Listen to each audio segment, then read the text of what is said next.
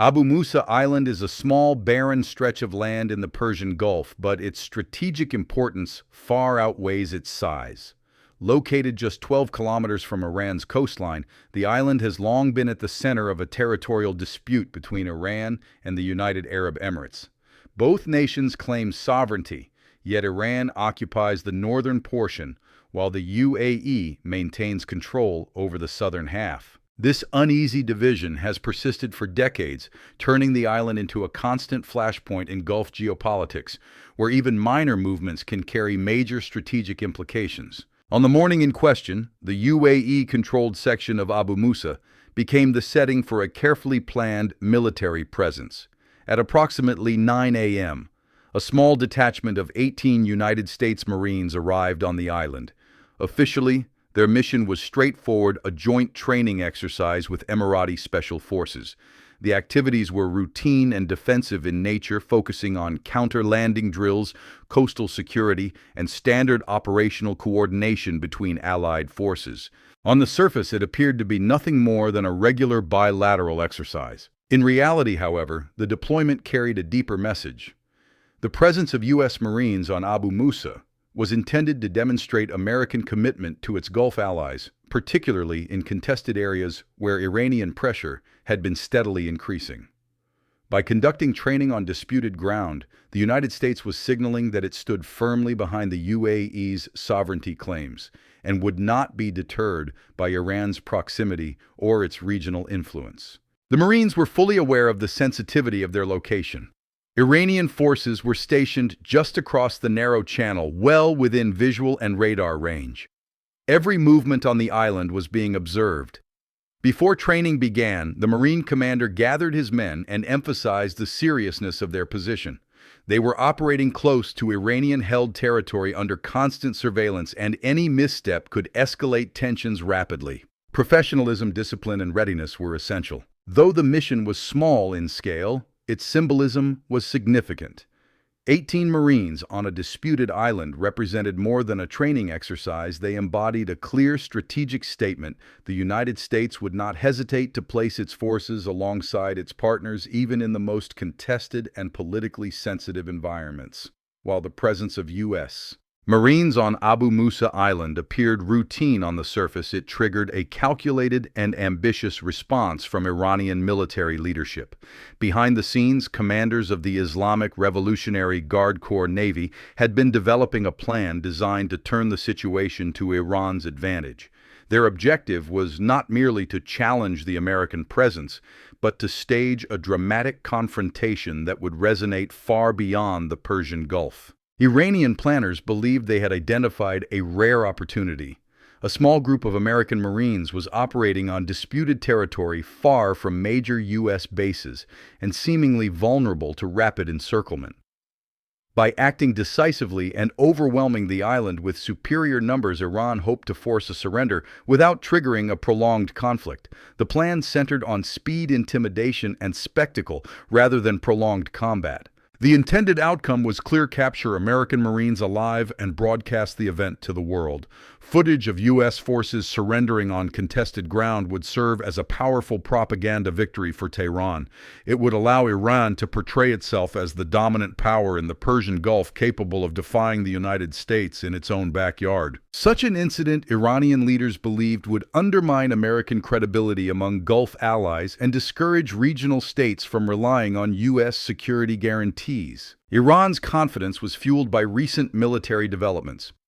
The Revolutionary Guard Navy had received new equipment and support from Russia, including upgraded missile systems, radar technology, and electronic warfare capabilities. Iranian commanders were assured that these systems could neutralize American advantages, particularly in air power and surveillance. With Russian advisors assisting in planning and training, Iranian leadership became convinced that the technological balance had shifted in their favor. The operation was designed to minimize risk while maximizing political impact. Iranian naval forces would surround Abu Musa from multiple directions, cut off escape routes, and issue a formal demand for surrender. The show of force, dozens of ships and hundreds of troops confronting a handful of Marines, was expected to compel compliance without bloodshed. In Tehran's calculations, the United States would hesitate to escalate, allowing Iran to claim a decisive psychological and strategic victory. What Iranian planners failed to anticipate was how rapidly and forcefully the United States would respond once its personnel were threatened. Central to Iran's confidence in its planned operation was a deep belief in newly acquired Russian military technology.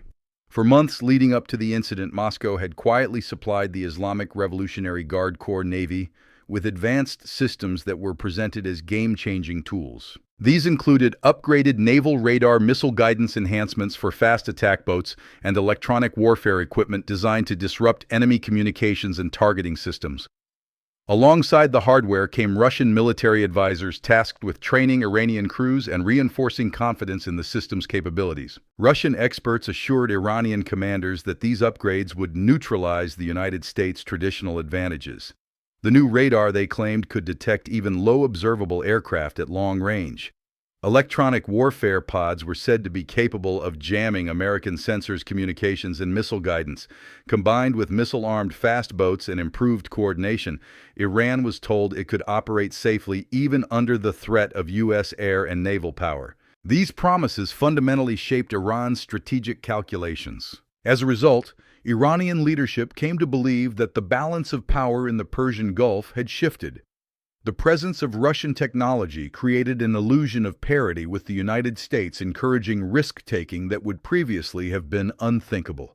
Iranian commanders convinced themselves that American forces could be deterred, delayed, or blinded long enough to complete a rapid operation before reinforcements arrived. This belief reduced their fear of escalation and replaced caution with boldness. The confidence extended beyond equipment to planning assumptions. Iranian forces expected U.S. aircraft to be unable to operate freely, U.S. missiles to be disrupted or intercepted, and U.S. command and control to be slowed by electronic interference. Russian advisors reinforced these assumptions through simulations and briefings emphasizing theoretical capabilities rather than real-world performance under combat conditions. Over time, reassurance turned into certainty. This overconfidence proved decisive. Iranian planners no longer saw American intervention as an immediate or overwhelming threat, but as a manageable risk. The technology was treated not as a supplement, but as a shield, one that would allow Iranian forces to dominate a localized confrontation without suffering serious consequences. What Iran failed to grasp was the gap between promised capability and actual performance. When tested against real-world U.S. military systems, the Russian-supplied technology would reveal itself not as a force multiplier, but as a dangerous source of false assurance, one that led Iran directly into a catastrophic miscalculation. Once the threat to the U.S. Marines on Abu Musa became clear, the American response was immediate and decisive. There was no prolonged debate, no hesitation, and no attempt at symbolic warning shots. The moment the distress signal was received, U.S. commanders treated the situation as a direct threat to American personnel, triggering a full-scale combat response designed to end the crisis before it could escalate further. At the center of the response was a nearby U.S. amphibious strike group already positioned to operate in the Persian Gulf. Within minutes, senior commanders authorized the deployment of overwhelming force.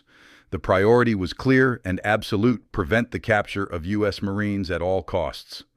A secondary objective followed just as firmly: neutralize the Iranian forces responsible for the threat to ensure the situation could not be repeated. Aircraft launched almost immediately. Stealth fighters were dispatched to secure air dominance while attack helicopters prepared to engage surface targets threatening the island.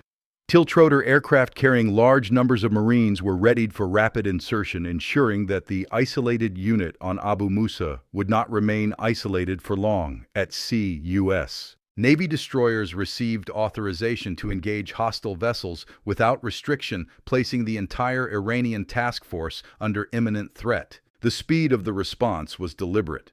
U.S. doctrine emphasizes rapid escalation when American lives are endangered, denying adversaries the time needed to exploit uncertainty or political hesitation. By acting faster than Iranian planners anticipated, the United States seized control of the timeline. What Iran intended as a carefully staged confrontation became instead a race against an opponent capable of projecting decisive force across air and sea simultaneously. Equally important was the clarity of command. Decisions flowed quickly through a well-rehearsed chain, allowing multiple branches of the U.S. military to operate in coordination. Air, naval, and ground forces were integrated into a single mission focused on rescue and suppression. There was no ambiguity in the rules of engagement. Any unit threatening American personnel was to be engaged and destroyed. This response sent an unmistakable message.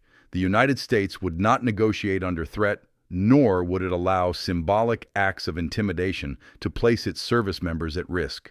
By responding with overwhelming power rather than limited retaliation, U.S. forces ensured that the confrontation would end swiftly and decisively on American terms alone. The confrontation around Abu Musa reached its decisive moment with stunning speed. What Iranian commanders had envisioned as a controlled show of force unraveled almost instantly once American firepower was brought to bear. The Iranian task force surrounding the island was caught in a coordinated multi-domain strike that left little room for reaction, let alone recovery. Within minutes, the balance of power shifted completely. The first targets were the Iranian landing ships preparing to deploy troops onto the island. These vessels, carrying hundreds of Revolutionary Guard fighters, were struck before their assault could begin. Precision-guided missiles tore through their hulls, igniting massive explosions that crippled the ships and rendered them combat ineffective. The planned amphibious assault collapsed before a single Iranian soldier reached the shore. At the same time, larger Iranian warships positioned farther from the island were systematically neutralized. Missile strikes punched through their defenses with devastating accuracy, causing fires, power failures, and severe structural damage. Crews struggled to respond, but the attacks came too quickly and from directions their systems were unable to detect or counter. The naval formation that had been designed to intimidate instead descended into chaos. Fast attack boats attempted evasive maneuvers relying on speed and electronic countermeasures to survive. These efforts failed. Precision strikes tracked and destroyed the small vessels one by one, turning the waters around Abu Musa into fields of burning wreckage. Any remaining ships that tried to retreat were intercepted and eliminated before reaching safety. Perhaps the most consequential aspect of the battle was the complete failure of the Russian-supplied technology on which Iran had placed such faith. Radar systems failed to provide warning. Electronic warfare equipment failed to disrupt incoming weapons. Defensive systems failed to protect ships from destruction. The promised shield never materialized, leaving Iranian crews exposed and unprepared for the scale and precision of the American response. In a matter of minutes, the Iranian task force ceased to exist as a fighting unit. What was intended to be a demonstration of strength became a stark demonstration of vulnerability. The battle ended not with negotiation or withdrawal, but with decisive destruction, an outcome that shattered Iranian assumptions and exposed the dangerous cost of overconfidence in unproven capabilities. When the operation concluded, the outcome could not have been more lopsided. Every American Marine involved in the incident was safely recovered, and not a single U.S. casualty was reported. The 18 Marines who had initially been surrounded on Abu Musa Island were extracted without injury, having held their defensive positions until reinforcements arrived. For the United States military, this result underscored a core principle: the protection of American personnel is non-negotiable, and overwhelming force will be employed to ensure it. In stark contrast, Iranian losses were extensive and devastating. The naval task force assembled to intimidate and capture a small Marine detachment was largely destroyed in a matter of minutes. Multiple warships were sunk or rendered inoperable, including landing vessels intended to deliver hundreds of troops to the island. Fast attack boats were eliminated, and larger surface combatants were left burning, sinking, or drifting helplessly. The scale of destruction far exceeded anything Iranian planners had anticipated. The human cost to Iran was equally severe. Hundreds of Revolutionary Guard personnel were killed or injured, many before they were even able to engage in combat. Units that had been prepared for a rapid and symbolic victory instead found themselves overwhelmed by precision strikes they could neither evade nor counter.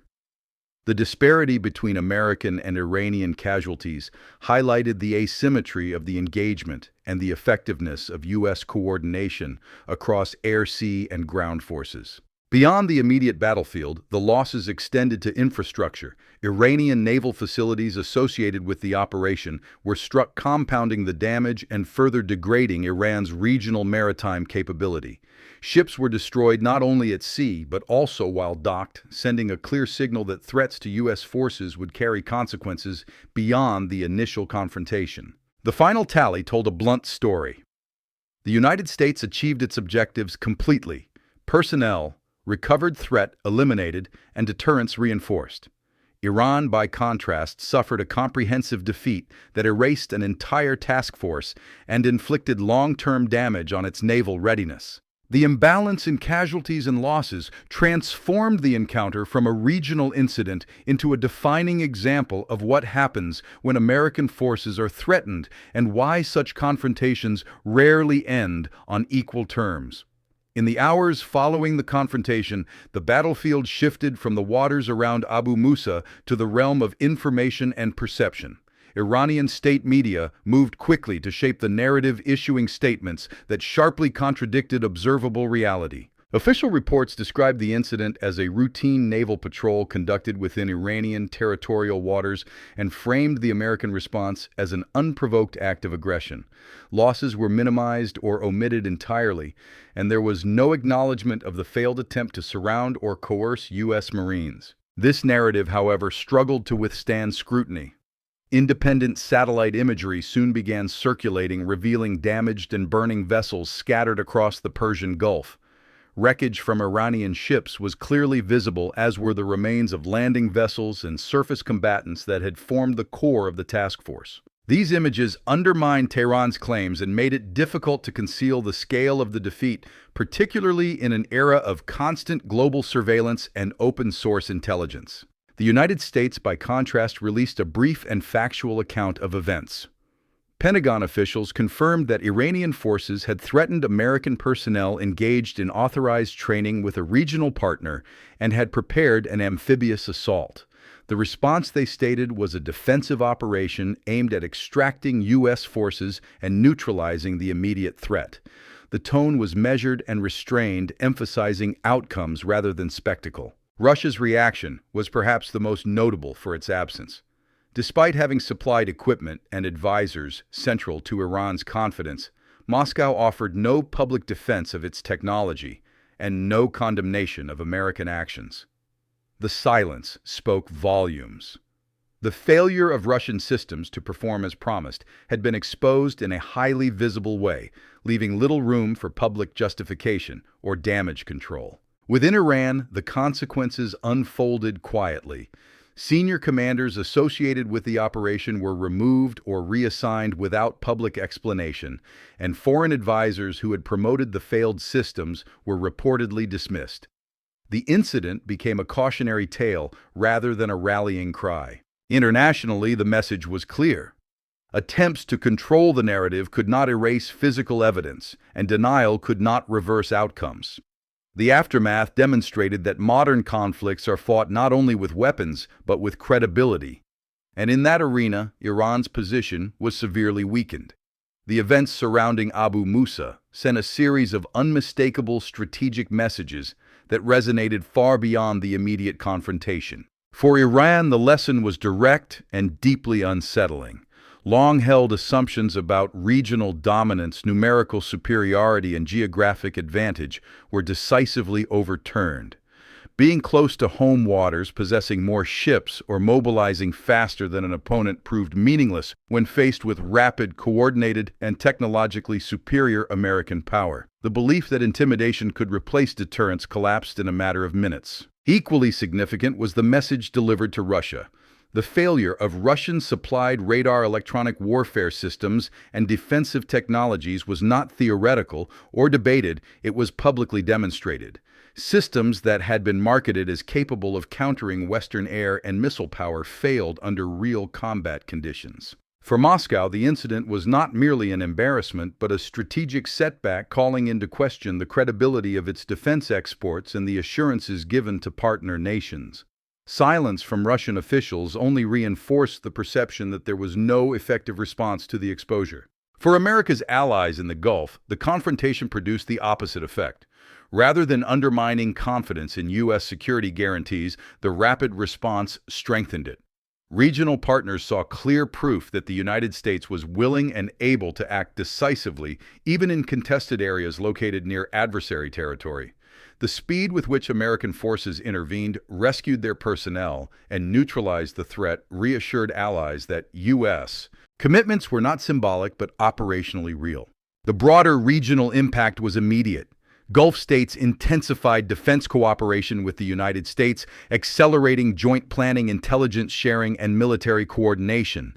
The incident reinforced the perception that alignment with American power offered stability and protection in an increasingly volatile region.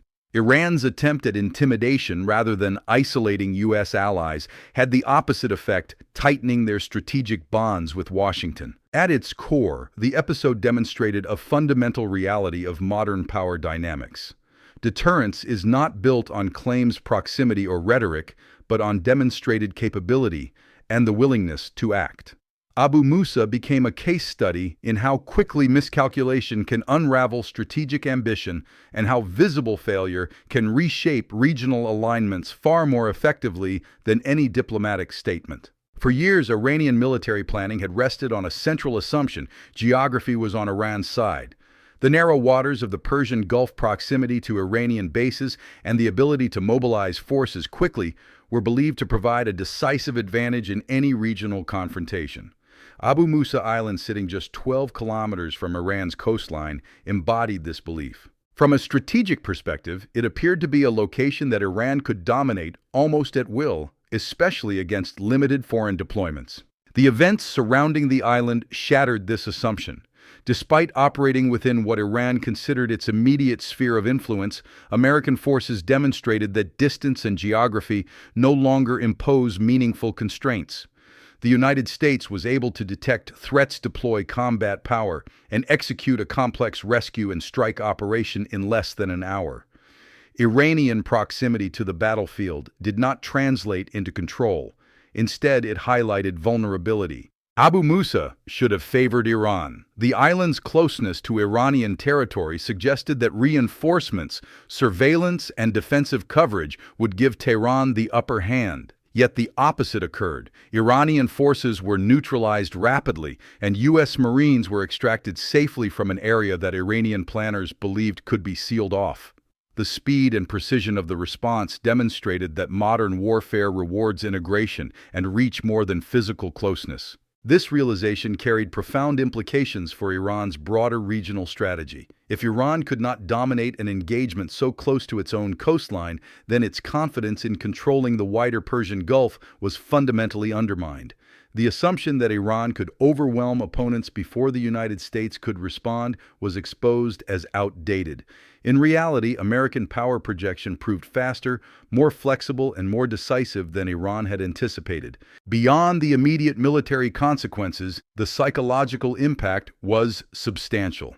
The perception of Iran's geographic advantage had long been a cornerstone of its deterrence strategy. Abu Musa transformed that perceived strength into a liability, revealing how quickly localized confrontations could escalate beyond Iran's control.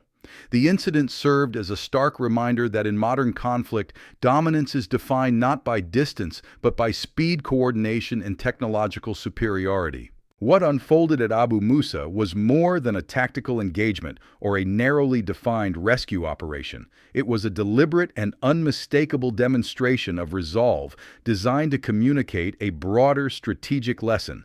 At its core, the incident underscored a principle the United States has consistently sought: to reinforce threats against American forces will be met with decisive and overwhelming action regardless of location or circumstance. For Iran, the message was stark and unambiguous. Numerical superiority, geographic proximity, and careful staging offer no protection when confronting U.S. forces. The attempt to surround a small group of Marines was intended to create leverage and hesitation. Instead, it triggered a response that erased the threat entirely. The lesson was not subtle. Any effort to intimidate or coerce American personnel carries consequences far beyond the immediate encounter. The message extended beyond Tehran. To Russia, the incident functioned as a public exposure of unfulfilled promises. Military systems promoted as capable of countering Western power failed when tested in real conditions. Assurances of protection and parity proved hollow, leaving those who relied on them vulnerable. For nations considering similar partnerships, Abu Musa became a cautionary example of the risks of mistaking marketing claims for battlefield reality. America's allies in the Gulf received a different signal altogether. The speed, coordination, and decisiveness of the response reinforced confidence in U.S. commitments. The United States demonstrated that its security guarantees are not theoretical or conditional, but actionable, even in highly contested environments. The extraction of Marines from a position so close to adversary territory underscored the reliability of American deterrence. Perhaps the most enduring lesson was psychological. Abu Musa illustrated how quickly control can shift when one side miscalculates the other's resolve. What Iran envisioned as a moment of dominance became a moment of exposure broadcast not through rhetoric but through results. In modern conflict, credibility is built through action, not declaration. Ultimately, the incident served as a warning, written in unmistakable terms: never threaten American forces expecting restraint, never assume hesitation will replace response, and never confuse proximity or numbers with power. Abu Musa was not merely defending